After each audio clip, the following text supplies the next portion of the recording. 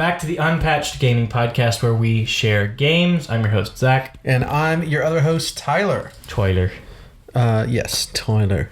I'm really bad at that. We have a pretty short episode coming at you just because we both kind of felt this urge to play Way of the Hunter.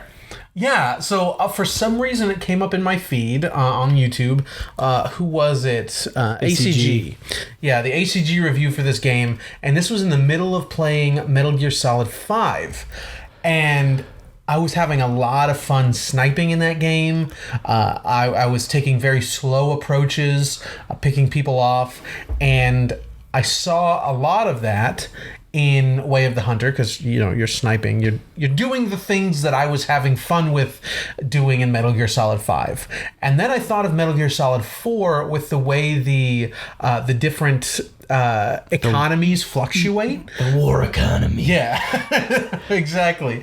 But you have very similar mechanics happening with different populations. You can thin certain herds. We're going to get into all the mechanics, which we did not explore a lot. So I won't say too much right now, but I saw a lot of that. And I was like, Zach, do you think we should try this? Just sort of break out of our comfort zone? So we did. I, unfortunately, had just started a second job, so I didn't have a ton of time. I think I put 5 or 6 hours into it. And a lot of that was exploring. It is a pretty big... honestly, I think that's natural. Like, I spent so much time just walking around in this game. Yeah. There's one part that I really didn't like. It's your first big hunt. And I already knew what to do because I had been hunting a few times before. So I did the thing, but it had you... it wouldn't let me do it out of order. Like, I had to go back to the place and rest.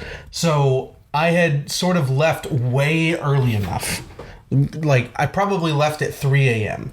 to go scope out the place, figure out where he's going to be, where I should be, the big buck that is. And then I waited. But he wouldn't come until I went back to sleep. The idea being you need to go out one day, scope it out, and then come back really early and wait for him. Well, I had done that already. And it wouldn't let you. So that was a bit of a bummer to me. Everything else was seeming to really just let me do what I want right from the beginning. But the tutorial did railroad me a little bit. I mean, it is a pretty branching game. There's a lot going on. Yeah. And I suppose you've got to, teach the people that don't already know. So it makes sense, and it's just a little gripe. But let's dive in. We're not drinking a beer today.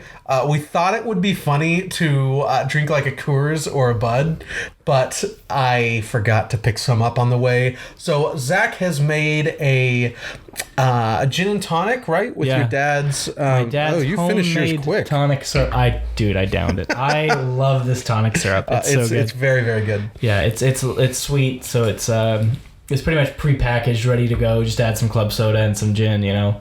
So I do 1 part syrup, which is probably a little much for some people. I like myself a little sweet, but 1 part syrup, 1 part gin, and then 2 parts club soda. And that tends to do the job. It's delicious. Yeah, I'm digging it. Floral, botanical, outdoors. That's why we did it. There we go. There we go. You did it. You found how to connect these two things. You found a haphazard, meaningless connection. Nice job, Zach. Yeah. So I had a good time with this game. I only put maybe 6. No, it's not true. Probably 6-7 hours. Yeah, 6-7 hours in this game. I got what I wanted out of it. But I gained a huge respect for hunting. Like, this game does an excellent job communicating, like, why to hunt this way, why to be ethical in this regard, what is unethical, what does that mean long term. It makes you think long term about the impact of what you're doing. It was just interesting. I spent time reading articles about calibers and deer, and I just got sucked into this world for a little bit, which honestly should sell the game on its own. Yeah, it's really, really good at that. And, you talk about why you should hunt in this way and think about it long term. That's because of the level of depth in the simulator. And, it is a simulator through and through. But you can ruin the whole environment. Like, if you really wanted to, and you had enough time, you could totally destroy and ruin the entire system, like the ecosystem. Pretty much. You could do it. Yeah, you can kill all the males of a particular herd, and depending on the ratio of male to females that you're hunting, they will thin out, or maybe they'll become they'll become overpopulated. And if you see high stat animals, which they're just like 1, 2, and 3 stars, right? Trophy, I think 5, but yeah, trophy levels. Yeah, so if you see something with a high trophy level, and you're hunting those early on, they won't then breed more trophy animals. So the very best bucks are actually locked behind a couple generations of you playing this game. Like, you need to let the bucks, like the high trophy bucks, breed and go. And so you want to be hunting very older bucks. Like, if you do shoot a trophy one, you want to be hunting older ones, like ones that are mature, things that are like elderly. I forget the exact rating, but the oldest level, so you're not killing off the young ones who are in the prime of their breeding. Any mutations will carry over. If you leave a deer with an odd mutation in its horn structure or something, it will carry over to the next generation. I didn't know that. It's really deep. One of the coolest parts, as well, is the ballistics camera. Oh, yeah. That's really awesome. It shows you how the bullet went through, the speed, the hole, how much damage it did. It's really thorough. And then it also affects, just like in actual hunting, depending on where and how you hit the animal, affects the meat that you can harvest from that animal. And we've been saying trophy animal, but a lot of this is focused on, at least early on in the game, is focused on doing a job. A restaurant will commission, hey, we need so many pounds of this particular kind of duck for our restaurant. So a probably really nice restaurant trying to ethically source their product. That's what you're doing. You're not just going out to kill the prize buck, at least early on. Well, except for the first one, I guess. Yeah, it does let you. It does let you scratch that itch right at the beginning, which is nice. I guess, yeah, it does. Right there in the one I mentioned in the beginning, that that tutorial buck that I couldn't sort of skip ahead to hunt. That's a trophy kill. But in the whatever it was, 4 or 5 hours I played, all of the missions I was doing, aside from that one, were to basically do a job. Maybe it was because of some mutation in the herd, or you're rebalancing the herd, or you're fulfilling orders. And it's interesting too, because it's not an arcade shooter at all. Like, it's not an arcade. It is made by some of the guys from the Cabela's games, which can get a little more arcadey depending on which one you play. But this is very, you can walk around for literally 2 hours of your personal life and get nothing. It make a little too much noise, just walk around through a new area that you don't know very well. If you're just exploring, there's no guarantee you're going to get anything. You can be intentional, but if you keep shooting in the same spot, then the herd will thin out that spot. They'll migrate. They won't go to their usual spots anymore. You won't be able to track them as easily. And you need licenses to hunt in particular regions, so you can push a herd into a region that you can't hunt in, and while they're there, they're populating and disrupting the herds that were naturally in that region. And so while you're working to get a license, that herd is not being hunted, so it could be totally overpopulated and disrupting the environment you move them into. Yeah, it's if you engage with these systems, which you're encouraged to do, there's a lot to really unearth. Yeah. And, there is always something to find while you're exploring. And I don't mean, some treasure. You're not going to the top of the mountain. Grandpa's great treasure. Yeah, nothing like that. But you've got this hunter sense that you can turn on and off, and sort of register in your repertoire, I guess, the different sort of tracks that you're finding. There might be 3 or 4 different kinds of duck, geese, or quail in this area. And you'll find tracks for each of those. And then as you build up the different kinds of spots or markings, I think that's what they say. So that could be tracks, droppings, feeding areas, whatever, just particular smells.